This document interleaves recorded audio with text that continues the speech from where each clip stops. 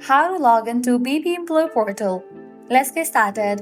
Launch your preferred browser. At the top, you're gonna see the search box. Over there, type in BP Employee Login and then search for it. With that, different website links will appear. Just scroll down and navigate to this one website option, bp.com. Open it. With that, you'll be directed to the login page. In order to log into the employee account, click on this option, log in with the SSO if an employee. With that, you will land to this page. Now from here, you can easily get access to your account. All you have to do is provide the credentials. Go ahead and type in the email address, phone number or the Skype number and then click on next.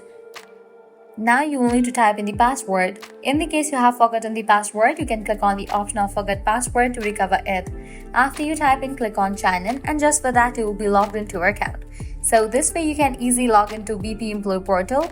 At the end, if you guys find this video helpful, don't forget to like, share and subscribe to our channel. Thanks for watching.